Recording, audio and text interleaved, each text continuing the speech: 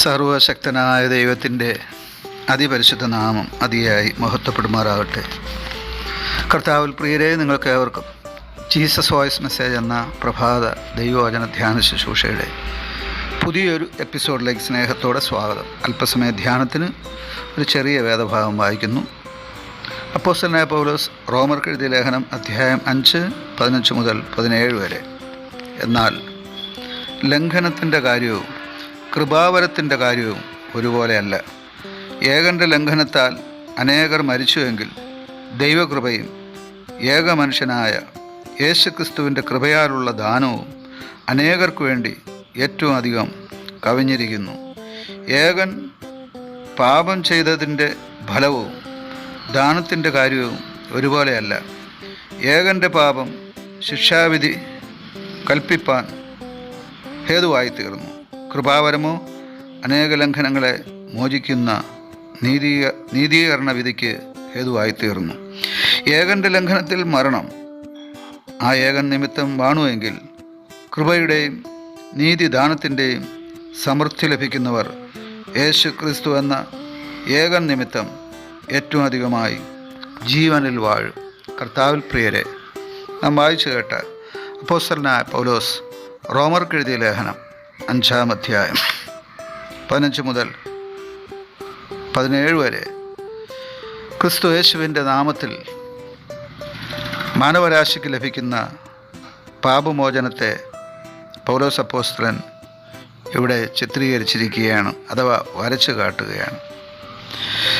ഏകൻ്റെ ലംഘനത്താൽ എന്ന് ഇവിടെ എഴുതിയിരിക്കുന്നത് ആദം എന്ന ആദ്യ മനുഷ്യൻ്റെ ലംഘനത്താൽ എന്നാണ് അർത്ഥമാക്കുന്നത്. ആദം എന്ന ഭൂമിയിലെ ആദ്യ മനുഷ്യൻ ദൈവം കൊടുത്ത കൽപ്പന ധിക്കരിച്ച് അഥവാ തിരസ്കരിച്ച് തള്ളിക്കളഞ്ഞ് പാപത്തിൽ വീഴുവാനിടയായി. അതിൻ്റെ അനന്തരഫലമായി മരണം അഥവാ ആത്മീയ മരണം തന്നെ ഈ ലോകത്തിലേക്ക് പ്രവേശിച്ചു. എന്നാൽ ദൈവത്തിൻ്റെ പ്രവൃത്തികളെ നോക്കുക. ആ ഏകൻ്റെ ലംഘനത്താൽ ഈ ഭൂമിയിൽ അഥവാ ഈ മുഴുവൻ പ്രപഞ്ചത്തിൽ വസിക്കുന്ന ജനത്തിൻ്റെ പാപം നീക്കുവാൻ മറ്റൊരു ഏകനെ അഥവാ ഒരേ ഒരു രക്ഷകനെ, ഇടയനെ, തൻ്റെ ഏകജാതനായ പുത്രനെ തന്നെ, യേശു ക്രിസ്തുവിനെ തന്നെ മാനവരാശിയുടെ വീണ്ടെടുപ്പിനായി അയക്കുവാൻ, നമുക്ക് വേണ്ടി നൽകപ്പെടുവാൻ ദൈവം കനിഞ്ഞു എന്നാണ് നാം കാണുന്നത്. ഒരു മനുഷ്യൻ്റെ പാപനിമിത്തം, ലംഘന നിമിത്തം മുഴുവൻ മാനവജാതിക്കും വന്ന പാപമെന്ന ആ മഹാവ്യാധി അതിനെ നശിപ്പിക്കേണ്ടതുണ്ടായിരുന്നു. അതിന് ദൈവം തിരഞ്ഞെടുത്ത ഒരു മാർഗമാണ് ദൈവസ്നേഹം വഴിയുള്ള ദൈവപുത്രൻ്റെ ആ രക്ഷ എന്ന സമ്മാനമായി നമുക്ക് നൽകുവാനിടയായത്. അത് ക്രിസ്തു യേശുവിലൂടെ നമുക്ക് ദൈവം നൽകിയ സമ്മാനമാണ് രക്ഷ എന്ന് പറയുന്ന നിത്യജീവൻ.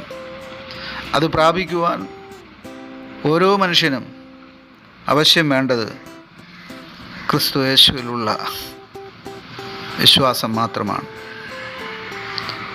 ഈ വിശ്വാസമാണ് ദൈവം നമ്മോട് ആവശ്യപ്പെടുന്നത്. മറ്റാരിലും രക്ഷയില്ല. നാം രക്ഷിക്കപ്പെടുവാൻ ആകാശത്തിന് കീഴെ മനുഷ്യരുടെ ഇടയിൽ നൽകപ്പെട്ട വേറെ ഒരു നാമവുമില്ല.